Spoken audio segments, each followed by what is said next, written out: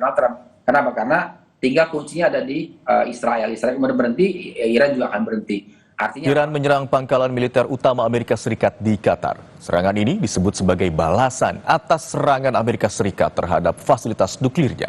Pasca serangan tersebut, Presiden Amerika Serikat Donald Trump tiba-tiba mengumumkan bahwa Iran dan Israel telah sepakat untuk melakukan gencatan senjata. Apa maksud dibalik semua ini? Kita akan membahasnya lebih lanjut bersama dengan Guru Besar Ilmu Politik dan Keamanan Universitas Padjadjaran, Profesor Muradi. Selamat siang, Prof. Muradi. selamat siang, Mas Imran, apa kabar? Sehat, Prof. Alhamdulillah. Prof, yang menjadi pertanyaan sejumlah pihak begitu ya. Kenapa Trump tidak marah ketika pangkalan militer utama Amerika Serikat di Qatar diserang oleh Iran? Trump justru mengklaim Iran dan Israel sepakat untuk melakukan gencatan senjata.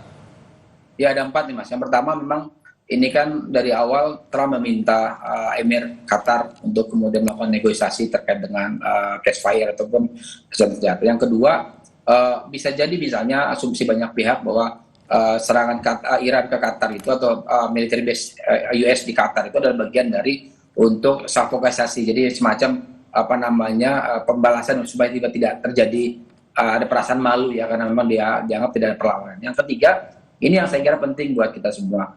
Negara-negara yang kemudian ada di belakang Iran dan Israel itu punya masalah sendiri di dalam negeri. Baik Amerika Serikat dengan konteks dalam negerinya, kemudian Rusia sendiri juga. Bahkan China juga kemudian mengalami yang sama. Nah, yang keempat saya kira penting buat kita semua adalah kita berharap bahwa proses ini betul-betul bukan sebagai gimmick belaka ya, tapi memang betul-betul menjadi bagian penting. Karena saya kira respon soft dari Iran bahwa kalau Israel berhenti maka kami berhenti, itu adalah saya kira sinyalemen bahwa memang Iran juga menginginkan gencatan senjata dan juga mungkin mengakhiri perang itu sendiri. Menarik di poin keempat tadi, Prof. Muradi. Ya. Berharap bahwa ini bukan sekedar gimmick belaka begitu ya. Yang terakhir kita ketahui, Iran menegaskan belum ada kesepakatan gencatan senjata dengan Israel. Menurut Anda, apakah gencatan senjata akan benar-benar terjadi? Ya, Israel itu kan good boy-nya US ya. Jadi apapun yang kemudian nanti arahan dari Donald Trump ke Netanyahu begitu akan mau tidak mau, suka tidak suka akan diikuti oleh Israel. Karena ada satu yang saya kira penting buat kita tahu semua adalah ada bantuan yang kemudian di-freeze sementara terkait dengan perang ini, bantuan US ke Israel ya.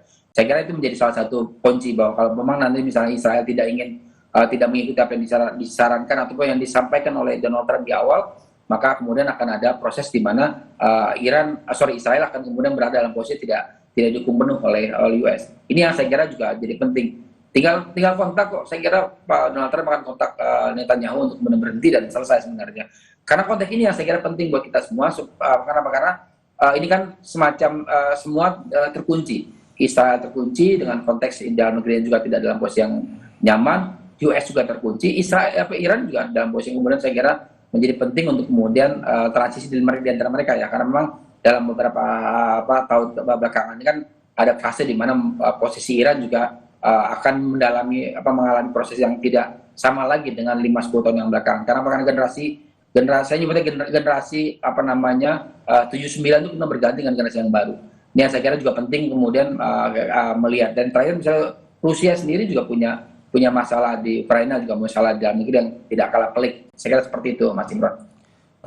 Prof. Muradi, klaim gencatan senjata yang disampaikan oleh Presiden Amerika Serikat Donald Trump tidak lama setelah Iran melakukan serangan ke beberapa basis militer Amerika Serikat di Qatar begitu ya. Apakah Amerika Serikat merasa menjadi pihak yang dirugikan dengan awalnya ia membantu Israel untuk mengebom 3 situs nuklir Iran? Kalau melihat pemberitaan di beberapa TV ya, kan yang 3 tempat itu kan juga tidak rusak parah ya. Bahkan kemudian semacam ya ada kerusakan tapi tidak separah klaim yang kemudian Donald Trump lakukan. Artinya memang itu juga jadi salah satu respon yang kurang lebih mirip dengan dilakukan oleh Iran dengan serangan ke military base di Qatar. Tidak ada kerusakan, bahkan kemudian banyak misilnya atau rudalnya kemudian tidak sampai pada sasaran target. Itu poin pertama itu. Yang kedua, ya respon keduanya saya kira soft ya. Artinya saya agak bukan bingung ya. Agak kemudian question mark misalnya kemudian pernyataan dari Menlu Iran bilang kalau memang Israel berhenti kita juga berhenti. Itu sesuatu yang saya kira bukan khas Iran sebenarnya. Artinya ada pihak ketiga. Nah, pihak ketiga ini yang saya bilang dari awal bahwa ada Emir Qatar yang melakukan pendekatan. Nah, Qatar ini termasuk negara yang di Timur Tengah yang sangat dekat dengan Iran dibanding dengan daerah-daerah, dan menyerang military base di Qatar, saya kira itu jauh lebih soft dibanding misalnya menyerang military base US military base di negara lain di Timur Tengah. Ini yang saya kira penting buat kita pahami bersama. Artinya apa? Artinya saya meyakini betul bahwa akan terjadi gencatan senjata dan berhenti. Karena memang tinggal kuncinya adalah Amerika Serikat meminta Israel untuk berhenti, dan saya kira akan berhenti seperti yang disampaikan oleh Donald Trump di sosial medianya seperti itu, Mas Imran. Baik, Amerika Serikat sudah memutuskan untuk ikut campur begitu dalam tanda kutip dalam perang atau konflik antara Iran dan Israel. Kemudian bagaimana terkait dengan potensi dari dampak perang atau konflik kedua negara ini akan semakin luas? Ya, kalau saya ada dua skenario besar yang sekiranya penting buat kita pahami bersama. Pertama, ini berkaitan soal Amerika Serikat tidak secara penuh. Ada saya nyebutnya setengah proksi ya. Ada langkah yang dilakukan oleh Amerika Serikat tapi tidak sepenuh hati. Ini berbeda sekali karakternya dengan ketika mereka membantu Israel dalam berbagai konflik di Timur Tengah. Yang kedua, respon dari Iran sendiri. Respon dari Iran sendiri itu bukan karakter Iran yang ngotot, yang keras dan sebagainya. Artinya buat saya pernyataan Donald Trump, kemudian pernyataan dari Menlu Iran ini adalah bagian penting untuk kemudian kita tunggu bersama.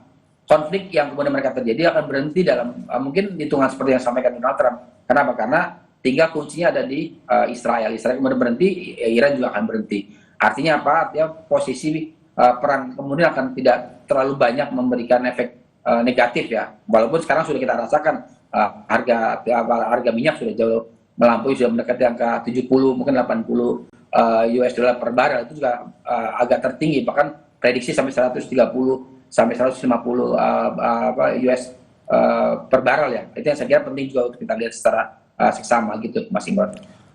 Baik, kita harapkan bersama agar konflik antara kedua negara berakhir begitu ya, karena kita ketahui bersama konflik atau perang tidak hanya menimbulkan korban jiwa dan juga kerusakan wilayah, tetapi juga dapat berdampak pada berbagai sektor lainnya. Terima kasih atas waktunya, Prof. Muradi telah bergabung di Kompas siang hari ini. Terima kasih.